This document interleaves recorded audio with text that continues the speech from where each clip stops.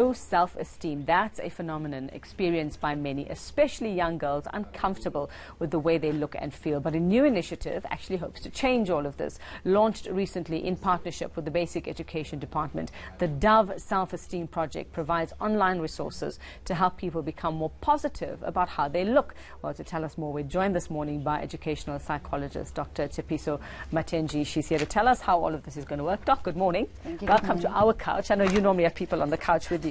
So tell us about the self-esteem program. I mean, we must have noticed that there is a very big problem, especially in a day and age of social media and whether we have the right role models or the wrong role models, that young girls would obviously be most affected. What have we noticed about how they're feeling about themselves? What we know is that once girls begin school and they want to be part of the in-group with other girls, people that they idolize, people that they feel look better or are more popular, they also want to be part of the in-group from the age of 8, and they define themselves in terms of their social identity rather than what happens at home.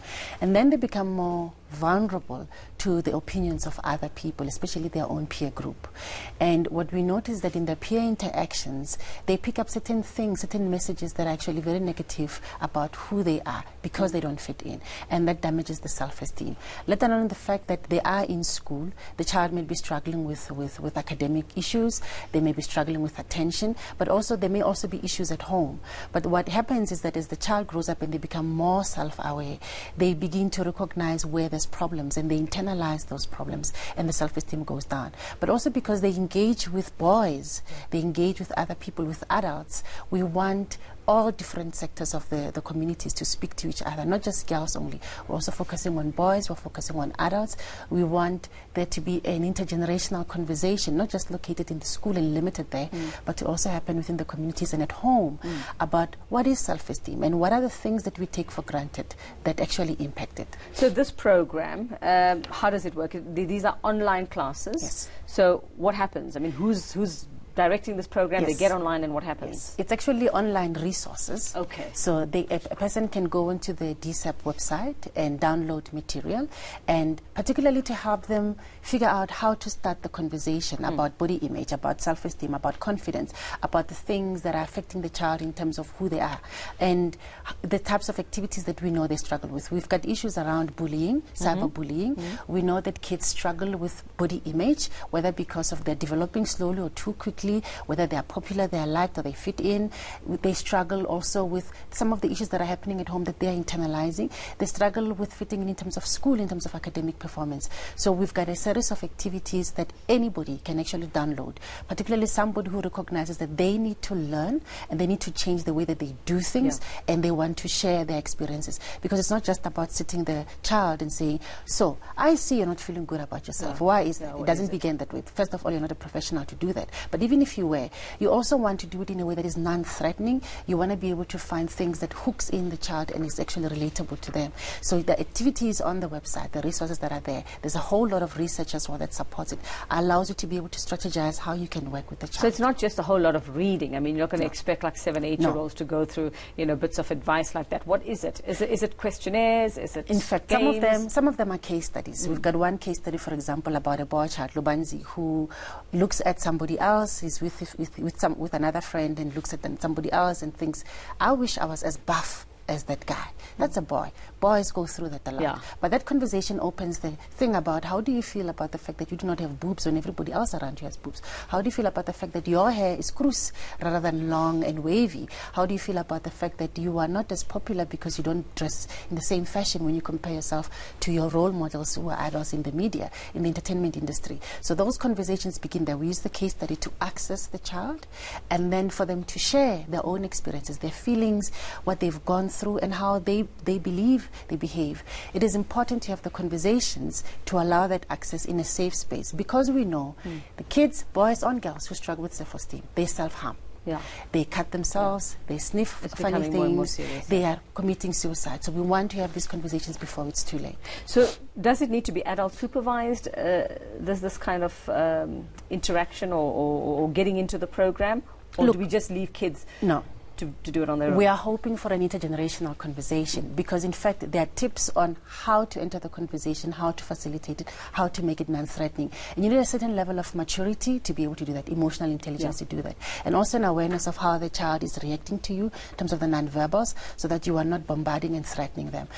So an adult, it helps when the conversation happens.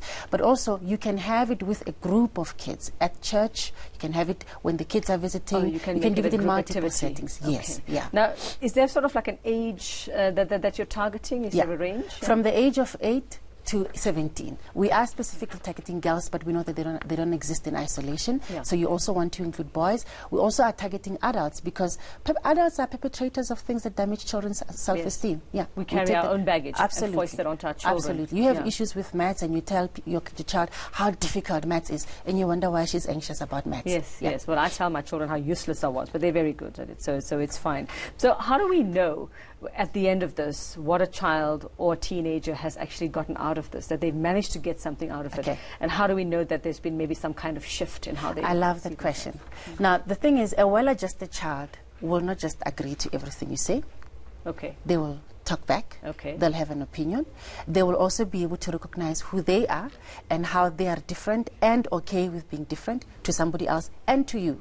So part of what happens is that when a child gains their sense of self and is a bit healthier, they may be a bit cocky and cheeky, and you think, no, now you're being, all in now my you're face. too big for your boots. But then you see what happens is that they have to assert themselves. They have to first learn how to establish boundaries and assert those boundaries before they learn, okay, my boundaries are too far, this is not going to work. But you navigate through that.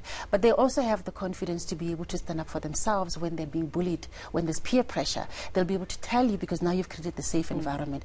And when they're not okay with anything at home, they'll be able to speak about it, whether to you or to somebody else.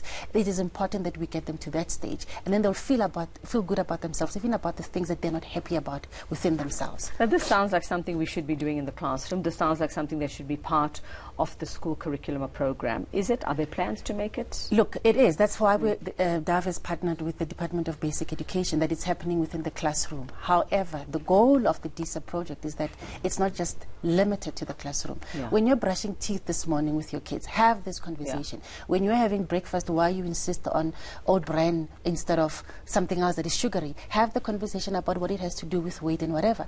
But be mindful as well that how you communicate that message is responsible, and it is inviting to this child to be able to give you an opinion. It's not just you talking one-way street. So it's not just located to the classroom, because we know our teachers are already overloaded with work, but we are starting there so that the conversation filters through. Now, Doc, what about getting this to the girls who, let alone, don't have a laptop or have a tablet or access to this? They don't even have a classroom to sit in those areas of the country. What are plans to get this kind of program to them? In fact, all they need is access to a computer to download it, and also they can find it hard copies of it. So it's not an issue of if all of us do not have internet, we cannot access the program. If one person has it, they can get it. It's free. They can print it and then distribute it. That's the point. The hard copy is just there for you to get an idea of what you can do. So even if you have ideas about things that you were seeing within the home that are not necessarily covered in the program, this is how you begin the conversation. You can contact us, we'll give you advice. Fantastic. I wish we'd had this when we were little girls, hey? But we're okay. We came out all right on the other side of things, as far as we know. We don't know what anybody else outside has to say about us. Thank you very much. Good luck with this. I'd love to see how it pans out, and maybe chat to some little girls or teenagers to see those who've done it and how they feel about it. Thank you very much. Educational psychologist, Dr. Tshepiso Matentjie.